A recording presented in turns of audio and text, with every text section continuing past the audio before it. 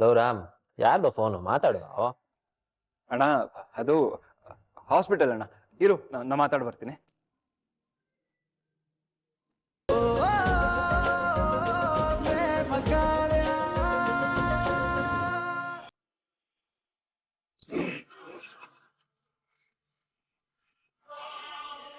ನಾನ್ ನಿನ್ ಜೊತೆ ಹಳೆ ರಾಮ್ ಆಗಿರ್ಬೇಕು ಅಂದ್ರೆ ನಿನ್ ಮನ್ಸಲ್ಲಿ ಉಟ್ಕೊಂಡಿರೋ ಭಾವನೆನ ಕಿತ್ತು ಬಿಸಾಕ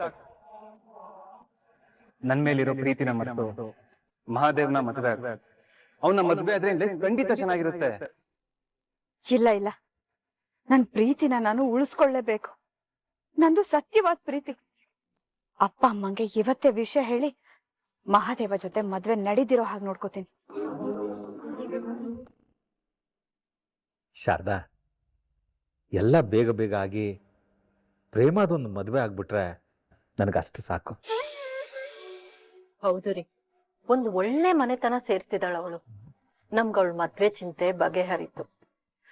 ಹೇಗಿದ್ರು ಕಾವ್ಯ ಇನ್ನು ಓದ್ತಿದ್ದಾಳಲ್ಲ. ಅರೆ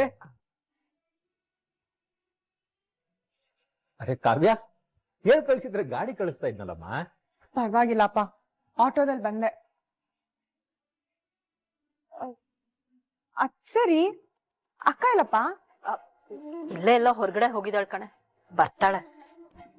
ಅಪ್ಪ, ಪದೇ ಪದೇ ಹೀಗೆ ಹೇಳ್ತಿದ್ದೀನಿ ಅಂತ ಬೇಜಾರ್ ಮಾಡ್ಕೋಬೇಡಿ. ಆದ್ರೆ ಅಕ್ಕನ್ ಮದ್ವೆ ಫಿಕ್ಸ್ ಆದಾಗ್ಲಿಂದ ನನಗ್ ಕಿರಿಕಿರಿ ಅನ್ನಿಸ್ತಾ ಇದೆ. ನಂಗೆ ಯಾಕೋ ಆ ಮಹಾದೇವ ಅಕ್ಕಂಗೆ ಸೆಟ್ ಆಗ್ತಾನೆ ಅಂತ ಅನ್ನಿಸ್ತಾ ಇಲ್ಲ. ನಿಂಗ ಅವನ್ ಬಗ್ಗೆ ಏನು ಗೊತ್ತಿಲ್ಲ, ಅದಕ್ಕೆ ನಿಂಗ ಹಾಗ ಅನ್ಸುತ್ತೆ. ಅವ್ನು ತುಂಬಾ ಒಳ್ಳೆ ಹುಡುಗ ಕಣಮ್ಮ, ನೀನೇನು ಚಿಂತೆ ಮಾಡ್ಬೇಡ. ಇಲ್ಲ ಅಪ್ಪ, ಅಕ್ಕನ ಆಸೆ ಕನ್ಸುಗಳೇ ಬೇರೆ ಇದೆ. ಅವತ್ ನೀವೇ ಕೇಳಿದ್ರಲ್ಲ, ಅವಳ ಮದ್ವೆ ಆಗೋ ಹುಡುಗ ಚೆನ್ನಾಗಿ ಓದಿರ್ಬೇಕು, ಊರೇ ಗೌರವ ಕೊಡುವಂತ ವ್ಯಕ್ತಿ ಆಗಿರ್ಬೇಕು ಅಂತ ಅವಳ ಆಸೆ.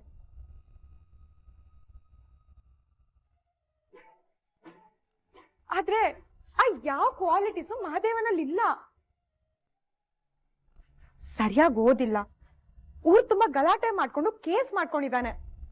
ಅವನ ಅಕ್ಕನ್ ಹೇಗಪ್ಪ ಚೆನ್ನಾಗಿ ನೋಡ್ಕೋತಾನೆ? ನೀವ್ ತಪ್ಪು ಮಾಡ್ತಿದ್ದೀರಪ್ಪ. ಕಾವ್ಯ, ಮಹಾದೇವ ಓದಿಲ್ಲ ನಿಜ, ಆದ್ರೆ ಮಿಲ್ಲು ಗದ್ದೆ ಅಂತ ಇಡೀ ಕುಟುಂಬದ ವ್ಯವಹಾರನ ಅವನೇ ನೋಡ್ಕೊಂತಿದ್ದಾನೆ. ಈ ಕೇಸು ಗಲಾಟೆ ಎಲ್ಲ ಬೇರೆಯವ್ರಿಗೆ ಒಳ್ಳೇದ್ ಮಾಡಕ್ ಹೋಗಿ ಆಗಿರೋದು. ಅದ್ ಹೇಗಮ್ಮ ಅಷ್ಟ್ ಕನ್ಫರ್ಮ್ ಆಗಿ ಹೇಳ್ತೀಯಾ? ಅವ್ನ್ ತಪ್ಪಿಂದಾನೆ ಕೇಸುಗಳಾಗಿರ್ಬಹುದಲ್ವಾ? ಅವ್ನ್ ತಪ್ಪು ಮಾಡ್ದೆ ಕೇಸುಗಳು ಬೀಳುತ್ತಾ, ಅಥವಾ ಅವ್ನ್ ತಪ್ಪು ಮಾಡ್ದೆ ರೌಡಿ ಅನ್ನೋ ಪಟ್ಟ ಸಿಗುತ್ತಾ? ಇಲ್ಲ, ತಪ್ಪು ಮಾಡ್ದೆ ಊರ್ ತುಂಬಾ ಕೆಟ್ಟ ಹೆಸರು ಬರುತ್ತಾ? ತಪ್ಪು ಮಾಡ್ದೆ ತಂದೆ ತಾಯಿಗಳು ತಮ್ಮ ಹೆಣ್ಮಕ್ಳನ್ನ ಕೊಡೋದಿಕ್ಕೆ ಭಯ ಪಡ್ತಾರ? ನೀವು ದುಡುಕ್ತಿದ್ದೀರಪ್ಪ, ನಿಜವಾಗ್ಲೂ ದುಡುಕ್ತಿದ್ದೀರಾ. ಹೋಗಿ ಹೋಗಿ ಹುಲಿ ಬಾಯಿಗೆ ಹಸನ್ ಕೊಟ್ಟಂಗ ಆಗ್ತಿದೆ. ನೀವು ಅವನ್ಗೆ ಅಕ್ಕನ್ ಕೊಡಕ್ ಹೊರಟಿರೋದು. ಸಾಕ್ ನಿಲ್ಸು ಮಗಳೇ.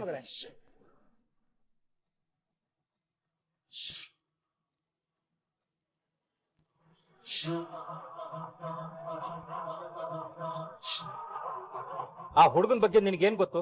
ಅವನ್ ಫ್ಯಾಮಿಲಿ ಬಗ್ಗೆ ನಿನ್ಗೆ ಎಷ್ಟು ಗೊತ್ತಿದೆ ಅಂತ ಮಾತಾಡ್ತಿದ್ಯಾ?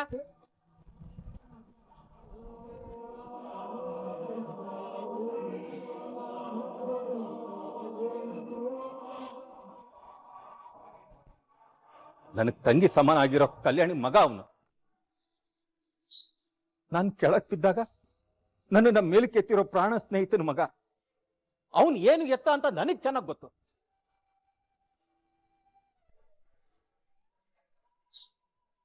ಅವ್ರ ಫ್ಯಾಮಿಲಿ ಇರ್ಲಿಲ್ಲ ಅಂದಿದ್ರೆ ನಾವಿವತ್ತಿಷ್ಟು ಚೆನ್ನಾಗಿ ಬದುಕಕ್ಕೆ ಆಗ್ತಿರ್ಲಿಲ್ಲ. ಅವ್ರ ಋಣ ನಮ್ಮ ಮೇಲಿದೆ.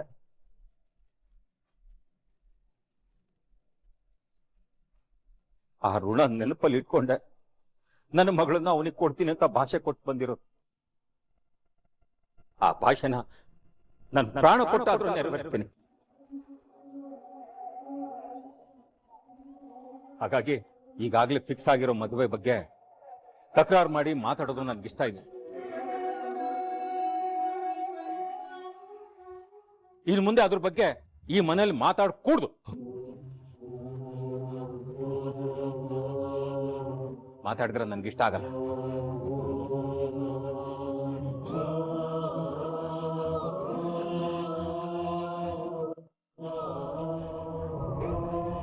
ನಿನಗ್ ನಾನು ಹೇಳಿದ್ರೆ ಅರ್ಥ ಆಗಲ್ವಲ್ಲ. ನೋಡು ಹೇಗ್ ಕೋಪ ಮಾಡ್ಕೊಂಡಿದ್ದಾರೆ ಅಂತ. ಅವ್ರು ಯಾವತ್ತೂ ಈ ರೀತಿ ಬೇಜಾರ್ ಮಾಡ್ಕೊಂಡವ್ರೆ ಅಲ್ಲ. ಸರಿ ಬಾ, ಕೈಕಾಲ್ ಮುಖ ತೊಳ್ಕೊಳಿವಂತೆ.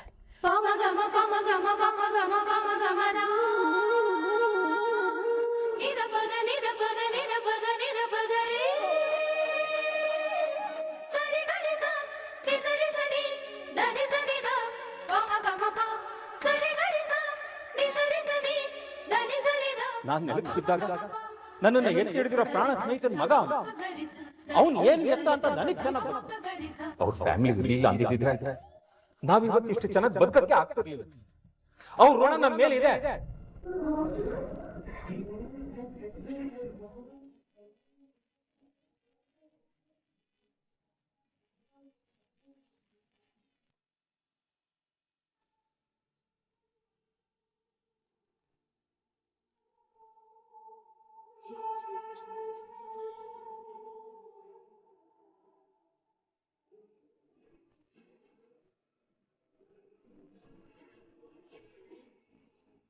ಹೇ, ಯಾಕ್ರಿ ಏನು ತಿಂದೆಲ್ಲ ಏನ್ ಯೋಚನೆ ಮಾಡ್ತಾ ಇದ್ದೀರಾ?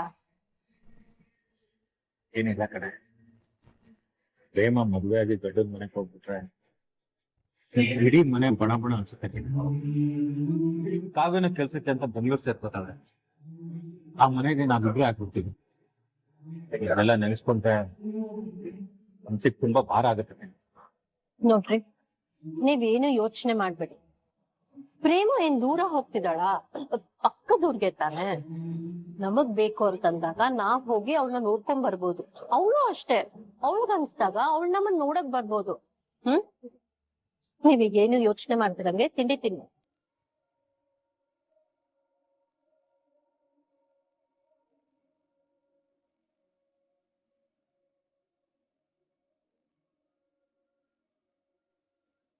ಇವತ್ತು ಒಡವೆ ಅಂಗಡಿಲಿ ಮಹಾದೇವ ಮತ್ತು ಕಲ್ಯಾಣಿ ನಡ್ಕೊಂಡಿದ್ ನೋಡಿ ಮನ್ಸು ತುಂಬಿ ಬಂತು. ಎಲ್ಲಾ ಕಡೆ ಹೆಣ್ಮಕ್ಳಿಗೆ ಒಡವೆ ಹಾಕಿ ಕಳಿಸ್ಬೇಕು ತವ್ರ ಮನೆಯವರು ಅಂತ ಎಲ್ಲಾ ನಿರೀಕ್ಷೆ ಮಾಡ್ತಾರೆ. ಆದ್ರೆ ಇಲ್ಲಿ ನೋಡು, ಕಲ್ಯಾಣಿ ನಮ್ಮ ಮಗಳಿಗೆ ಮೈ ತುಂಬಾ ಬಂಗಾರ ಹಾಕಿ ಮನೆ ತುಂಬಿಸ್ಕೊತಾ ಇದ್ದಾಳೆ. ಅಂತ ಮನೆಗ್ ಸೇರೋದಕ್ಕೆ ನನ್ ಮಗಳು ಪ್ರೇಮ ಪುಣ್ಯ ಮಾಡಿದಾಳೆ. ನೀವ್ ಹೇಳೋದು ನಿಜ. ಅವ್ರು ನಮ್ ಪ್ರೇಮನ ಮಹಾರಾಣಿ ತರ ನೋಡ್ಕೊಂತಾರೆ. ಅದ್ರಲ್ಲಿ ಯಾವ್ದೇ ಅನುಮಾನನೂ ಇಲ್ಲ. ನೋಡ್ಕೊಳ್ದೆ ಇನ್ನೇನ್ ಮಾಡ್ತಾರೆ? ಅವರು ಪ್ರೇಮಕ್ಕನ್ನ ಚೆನ್ನಾಗ್ ನೋಡ್ಕೊಳ್ಳೇಬೇಕು. ಯಾಕೆಂದ್ರೆ ನೀವ್ ಅವ್ರಿಗೆ ಕೊಡ್ಲಿಲ್ಲ ಅಂದಿದ್ರೆ ಯಾರ್ ತಾನೇ ಈ ಊರಲ್ಲಿ ಅವ್ರಿಗೆ ಹೆಣ್ ಕೊಡಕ್ ರೆಡಿ ಆಗಿರ್ತಿದ್ರು? ಯಾವಾಗ್ಲೂ ಹೊಡ್ದಾಟ ಬಡ್ದಾಟ ಕೇಸು ಅನ್ನೋರ್ಗೆ ಯಾರ್ ತಾನೇ ಹೆಣ್ ಕೊಡ್ತಾರೆ?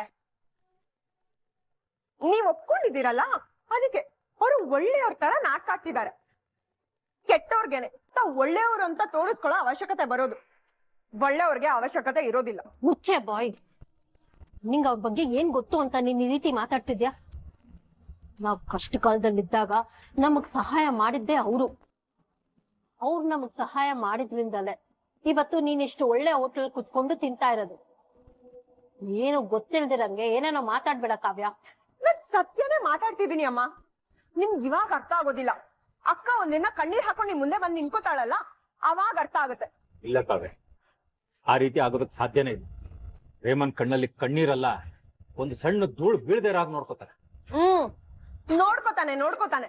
ಆ ಮಹದೇವ್ ತರ ಗಂಡನ್ ಕಟ್ಕೊಂಡು ಯಾರ್ ತಾನೇ ಸುಖವಾಗಿರ್ತಾರೆ?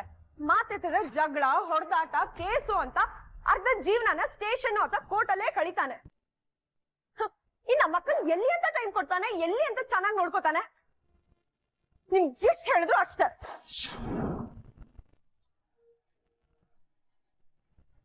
ಪದೇ ಪದೇ ಹೀಗ್ ಮಾತಾಡಿ ನಮ್ ತಲೆ ತಿಂತಾಳೆ.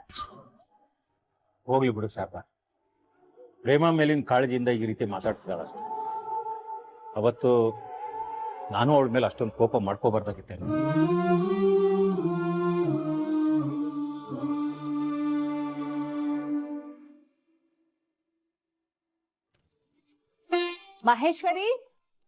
ಮಹೇಶ್ವರಿ ಬಂದೆಕ್ಕ, ಬೇಗ ಬಾ.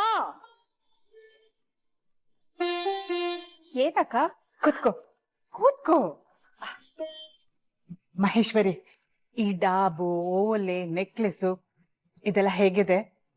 ಅಕ್ಕ ತುಂಬಾ ಚೆನ್ನಾಗಿದೆ, ಎಲ್ಲ ಹೊಸ ಡಿಸೈನು.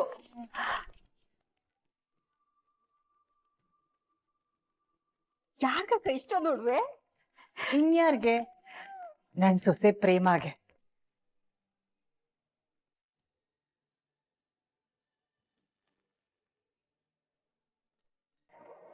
ನನ್ ಸೊಸೆಗೆ ಬರೋಳಿಗೆ ನಾನೇ ಒಡವೆ ತಗೋತೇನೆ. ಹೌದಾ? ಸರಿ ಅಕ್ಕ, ನೀವು ಮಾಡ್ತಿರೋದನ್ನ ನೋಡಿದ್ರೆ ನಮ್ಮ ಮನೆಗ್ ಬರೋ ಸೊಸೆನ ಒಡವೆಲೆ ಮುಳುಗಿಸ್ಬಿಡ್ತೀರಾ ಅನ್ಸುತ್ತೆ. ಕೇಳ್ತೀಯ ಮತ್ತೆ? ಅವಳು ನನ್ ಮುದ್ದು ಸೊಸೆ ಅಷ್ಟೇ ಅಲ್ಲ, ಅವಳು ಈ ಮನೆಗೆ ಬಂದ್ಮೇಲೆ ಅವಳಿಗೆ ಯಾವ್ದೇ ರೀತಿ ಕೊರತೆ ಆಗದಿರೋ ನೋಡ್ಕೋತೀನಿ. ಅವಳನ್ನ ನಾನು ಮಹಾರಾಣಿ ತರ ನೋಡ್ಕೋತೀನಿ.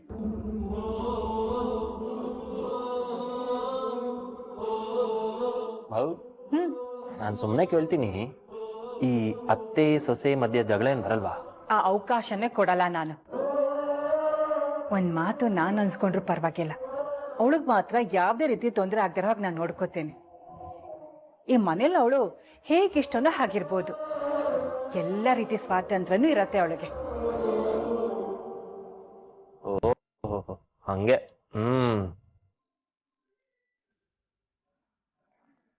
ಗಾಡ್, ಪ್ರೇಮ ಯಾಕೆ ಕಾಲ್ ಮಾಡ್ತಿದ್ದಾಳೆ ಇವಾಗ? ಯಾರ್ದು ಫೋನು? ಅಣ್ಣ, ಹಾಸ್ಪಿಟಲ್ ಇಂದ. ಹೌದಾ? ಪಂಚಮಿ, ಮಹೇಶ್ವರಿ, ಇದನ್ನೆಲ್ಲ ತಗೊಂಡು ಹೋಗಿ ಭದ್ರವಾಗಿ ಎತ್ತಿಟ್ಬಿಡಿ.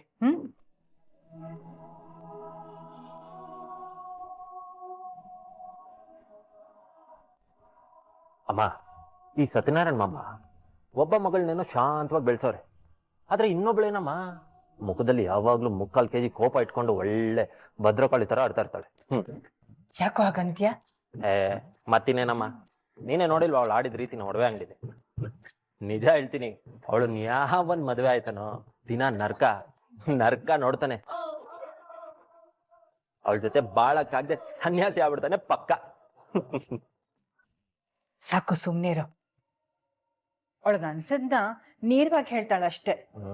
ಪಾಪ ಇನ್ನು ಚಿಕ್ಕ ಹುಡುಗಿ ಅಲ್ವಾ, ಹೋಗ್ತಾ ಸರಿ ಹೋಗ್ತಾಳೆ. ಅದು ಅಲ್ದೆ ಅವಳು ಸಿಟಿಲಿ ಓದಿರೋದು, ಇಲ್ಲಿನ ಜನಕ್ಕೆ ಜೀವಕ್ಕೆ ರೂಢಿ ಆಗೋದಕ್ಕೆ ಸ್ವಲ್ಪ ಸಮಯ ಬೇಕು. ವಾ, ಸಿಟಿಲಿ ಓದ್ಬಿಟ್ರೆ ಅವ್ರು ಕೊಂಬನ್ಬಿಡುತ್ತಾ? ಅವಳು ಆಡೋದ್ ನೋಡ್ತಿದ್ರೆ ಯಾವತ್ತೂ ಬದ್ಲಾಗಲ್ಲ ಅನ್ಸುತ್ತೆ. ದೊಡ್ಡವರು ಚಿಕ್ಕವರು ಅನ್ನೋದು ಸ್ವಲ್ಪನೂ ಇಲ್ಲ ಅವಳಿಗೆ. ಲೌರಾಮ್, ಯಾರ್ದು ಫೋನು? ಮಾತಾಡು. ಅಣ್ಣ, ಅದು ಹಾಸ್ಪಿಟಲ್ ಅಣ್ಣ. ಇರು, ನಾ ಮಾತಾಡ್ ಬರ್ತೀನಿ.